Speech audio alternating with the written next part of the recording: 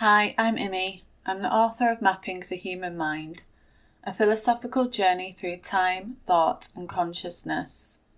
I've been reading a chapter of my book each week. This is the voice-only version of Chapter 4, Sacred Spaces, Sound and the Collective Mind, From Stories to Embodied Experience. As myths became encoded in symbol and eventually writing, they underwent another profound transformation. They didn't just remain stories to be told, they became experiences to be lived through ritual and ceremony. Sacred spaces, from Göbekli Tepe to the Hypogeum of Malta, weren't built merely as monuments, but as stages where myths could be enacted, where the boundary between story and reality blurred. This transformation from passive storytelling to active participation marked one of the most powerful shifts in human consciousness. When people gathered in these sacred spaces, performing synchronized movements, chanting ancient words, or witnessing symbolic reenactments of cosmic dramas, they were doing more than remembering. They were imprinting myth into flesh and memory. Modern neuroscience suggests that during shared experiences, human brains can unconsciously synchronize, creating a kind of neural resonance. Our ancestors didn't need to understand brainwaves to intuitively sense the power of moving together, mourning together, and celebrating together. It worked because it bonded them. Symbols that once lived on cave walls took on new life when enacted through ritual. A carved animal or abstract pattern wasn't just looked at, it was danced, sung, and remembered through motion. These enactments amplified belief, embedding meaning into movement and memory alike. When early humans gathered around sacred symbols and acted them out in group ceremonies, something chemical happened. Shared rituals triggered the release of oxytocin, which is the bonding hormone, and that rewired the brain to strengthen group bonds. Over time, these collective experiences became more than explanations. They became frameworks through which reality itself was understood and structured. They helped early societies weather hardship, organize complexity, and maintain a sense of shared truth that could stretch across generations. Sound, vibration, and the symbolism of speech. Long before humans carved symbols or wrote words, they used sound as a way to shape the world. Voice was our first technology. Vibration made meaning. Words weren't just for communication, they were power. Spoken incantations could bind oaths, invoke spirits, or shift perception itself. Chanting, humming, and drumming weren't just poetic flourishes, but sacred acts believed to heal, protect, and even alter reality. Many early traditions recognized this power intuitively. In shamanic cultures across Siberia and the Americas, parts of Asia, rhythmic drumming was used to access altered states of consciousness. The beat acted as more than sound, it became a neurological tool, synchronizing brainwaves and allowing shamans to enter trance states and commune with unseen realms. Thousands of years before neuroscience could explain brainwave entrainment, people were already using sound to cross thresholds of awareness. This connection between vibration and consciousness also shaped how sacred spaces were designed. The Hypogeum of Malta, a 5,000-year-old underground temple, has acoustics that some believe were so finely tuned that certain frequencies, especially those in the male vocal range, created powerful resonances. Sound doesn't just echo in these chambers, it envelops. Some researchers believe these vibrations may have altered perception, deepening the spiritual intensity of the rituals that were performed there. In many traditions, sound was the origin. In Hindu cosmology, the syllable Om is considered the vibrational seed of existence itself. To chant it is to attune oneself to the rhythm of the cosmos. This ancient idea resonates with modern physics, where concepts like resonance frequency and harmonic structure are fundamental to how we understand matter and energy. The universe, it seems, hums with the same mystery our ancestors once voiced in song. Sacred centers where heaven meets earth. As humans recognized the power of sound, symbol, and spatial rhythm, they began creating environments designed not just to reflect belief but to amplify it. From early enclosures to monumental temples, sacred centers emerged as places where the visible and invisible could converge, thresholds between realms. And these were more than structures, they were instruments. When people gathered at Göbekli Tepe, they weren't simply stacking stones, they were shaping a shared cosmology in physical form, and this impulse extended far beyond. At Nabta Playa in Egypt, circular stone alignments track the stars and ritual time. These earthbound maps of meaning designed to synchronize the rhythms of nature, community, and cosmos. Across continents, we see the same instinct, to embed belief into place. From the echoing chambers of Newgrange to the perfectly tuned acoustics of Greek amphitheatres, ancient builders crafted spaces that responded to the human voice, amplifying chant, drumming, and breath into something immersive and transformative. These effects were engineered with precision and purpose. In many ways, these sacred centres evolved from the same impulse we see in early burial practices and cave sanctuaries, the desire to give tangible form to belief. Where ochre-marked burials and spiral-carved stones hinted at symbolic awareness, these later sites became fully immersive expressions of ritual architecture, their purpose not only visual but visceral. These centres were more than monuments, they became containers for consciousness, ritual machines tuned to evoke awe, synchronize attention, and align the inner and outer worlds through meaning. In their alignment, symmetry, and resonance, they gave form to the formlessness. They stitched together sky and soil, spirit and structure into one continuous thread of experience. Totemism and hybrid beings. For as long as humans have inscribed meaning, they've merged human and animal forms, blurring the boundary between species, between reality and myth. This practice, known as totemism, reflects one of the earliest spiritual frameworks, where animals weren't simply prey or predators, but spiritual guides, kin, and even deities. Totemism went beyond symbolic representation. It structured ritual and shaped society. Shamans invoked animal spirits in ceremonies, wearing masks and mimicking their movements to embody their powers. Tribal groups saw themselves as descendants of sacred animals, organizing their entire social structure around these totemic relationships. The earliest temples were adorned with hybrid beings that blurred the line between humanity and divinity, serving as constant reminders of the permeable boundary between worlds. One of the oldest known examples is the Lauermensch figurine, a 40,000-year-old ivory sculpture found in Germany. This half-lion, half-human statue suggests that early humans saw themselves as deeply connected to the animal world, perhaps even believing they could take on its power or wisdom. It served a deeper purpose than simply aesthetics, likely anchoring key ritual acts designed to forge connections with the spirit world. The manifestation of these hybrid beings varied across cultures but revealed the common understanding of animals as divine intercessors.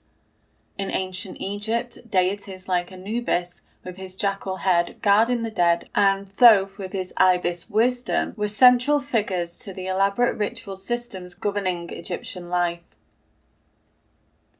The connection runs equally deep in indigenous traditions across continents, where Native American and Siberian shamanic cultures developed intricate relationships with spirit animals believed to guide individuals through life and beyond death. Their vision quests and initiation ceremonies were specifically designed to help people forge bonds with these totemic guardians.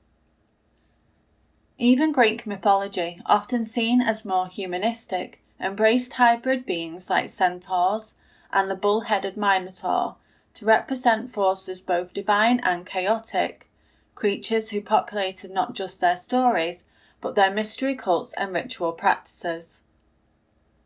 These hybrid beings reflected a worldview where the sacred and the natural world were deeply intertwined. Totemism involved more than just the worship of animals. It expressed a belief in shared consciousness between humans and the living world, a sense that we were never truly separate from nature. This deep connection between humans, animals, and the unseen world gave rise to powerful symbolic figures that evolved into recurring characters in myths across cultures, the seeds of what would become universal archetypes. Archetypes in mythology, patterns older than time.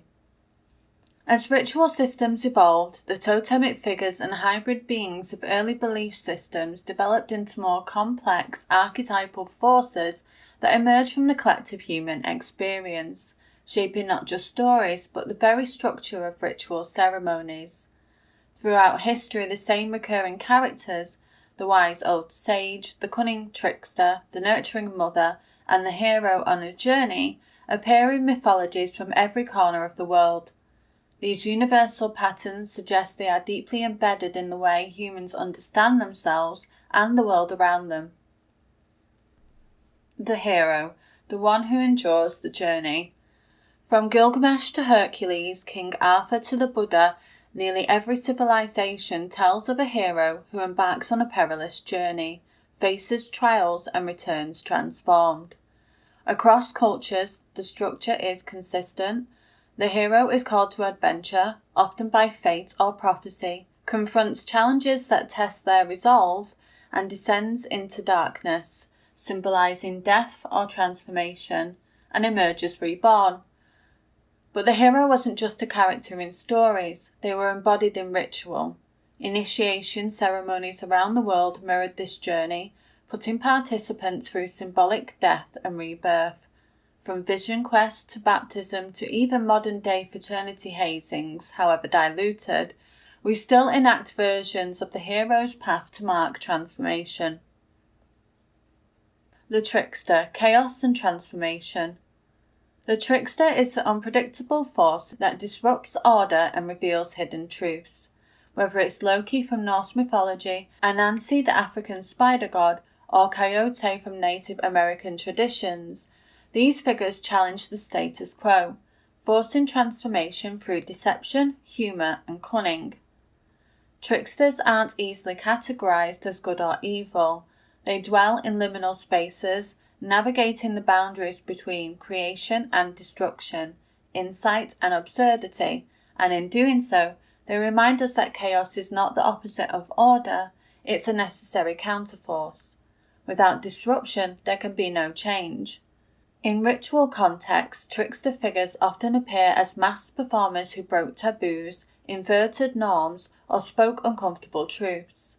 Think of medieval Europe's Feast of Fools, where a peasant was crowned king for a day, or the sacred clowns of Native American ceremonies who mocked authority and subverted solemnity. These ritual inversions acted as pressure valves for social tension, allowing space for contradiction, absurdity, and renewal. Even sacred traditions need shaking up now and then, and the trickster is the figure who dares to do it. The Great Mother, creation, nurturing, and destruction. The archetype of the Great Mother embodies the dual forces of life and death, creation, and destruction. From the Egyptian Isis to the Greek Gaia and Hindu Kali, this figure is both protector and destroyer, nurturing life while wielding the power to bring it to an end. The Great Mother often appears in times of transformation, whether as the fertile earth that sustains humanity, the divine mother who births gods, or the terrifying force that clears the way for renewal. This duality is crucial. Creation cannot exist without destruction, and birth is always linked to eventual death. Rituals centered around the Great Mother archetype typically followed seasonal cycles, celebrating birth in spring, abundance in summer, sacrifice in autumn, and dormancy in winter.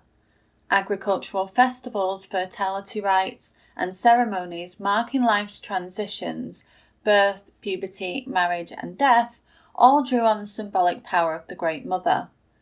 Even today, the emotional resonance of Mother's Day, or the nearly universal tendency to refer to our planet as Mother Earth, reveals how deeply this archetype remains embedded in our collective psyche. The shaman, guide, keeper of knowledge. This figure serves as the gatekeeper between worlds, the bridge between the seen and the unseen, the known and the mysterious. In mythology, the shaman or guide is the one who understands hidden truths and helps the hero along their journey. Merlin from Arthurian legend, Hermes as the Greek psychopomp, and Odin in his wandering wisdom-seeking form all embody this archetype. In many cultures, shamans were revered as those who could commune with spirits, heal the sick, and reveal sacred knowledge. Whether depicted as an old sage, a wise woman, or an enigmatic traveller, these figures represent the quest for wisdom and the idea that knowledge must often be sought in the most unexpected places. In ritual contexts, this archetype manifested as the priest, medicine person, or ritual specialist, those who had undergone special training to meditate between the community and the divine. They interpreted omens, performed healing ceremonies, and guided initiates through sacred mysteries. The respect and sometimes fear we still feel towards spiritual leaders, teachers, and mentors echoes this ancient recognition of the guide's power to transform consciousness. Why these patterns endure. Archetypes persist not simply as characters in myth, but as deep-rooted structures in the human mind. Neuroscience suggests that our brains are especially responsive to these figures. They activate emotional centers, spark memory formation, and anchor meaning in lived experience. These aren't just psychological tropes, they're neural pathways shaped by millennia of shared stories and rituals. So we don't just witness the hero's struggle, we live it. We laugh with the trickster, grieve with the mentor, and recognize ourselves in these recurring roles. Far from relics, archetypes remain the emotional scaffolding of how we understand change, challenge, and connection. They are not echoes of the past, but the living patterns through which we continue to make sense of the world. The symbolic systems that emerged in our ancient past didn't disappear with modernization. They evolved and adapted, continuing to shape human experience in ways both obvious and subtle. These early symbols and shared stories still surface in our dreams, shape our art, and influence how we make sense of the world. From animal mascots for sports teams to corporate logos using sacred geometry, from social media influencers to online subcultures creating modern mythologies, the underlying pattern remains. Humans are meaning-making machines, constantly weaving individual experiences into collective stories that shape how we understand reality itself. The bridge to systematic thought. The development of collective ritual and symbolic thinking laid the groundwork for more structured ways of understanding the world. What began as embodied meaning in ritual gradually nurtured a capacity for abstraction. Sacred spaces became centres not just for devotion, but of pattern recognition. The regularities observed in ceremony, its alignment with celestial cycles, the outcomes linked to repeated acts, encouraged early forms of causal reasoning. Over time, the human mind that connected stars with seasons and rituals with harvests was beginning to grasp broader principles beneath the surface of experience. Eventually, belief itself became a subject of inquiry. In ancient Athens, this shift crystallized. Within view of temples built to honor the gods, thinkers began to ask new questions, not about divine will, but about logic, ethics, and the structure of reality. Myth was no longer the only lens through which to understand the world. Reason had entered the conversation. And this wasn't a rejection of the sacred, but an evolution of human thought. The same cognitive tools that once crafted myths and rituals were now used to build philosophical systems. The search for meaning had moved inward, from symbolic performance to abstract exploration. This shift from mythic consciousness to systematic thought marks one of humanity's most profound transformations. When belief met reason, a new worldview emerged, one that would shape science, ethics, governance, and the architecture of knowledge itself. Thank you for listening to Beyond the Narrative.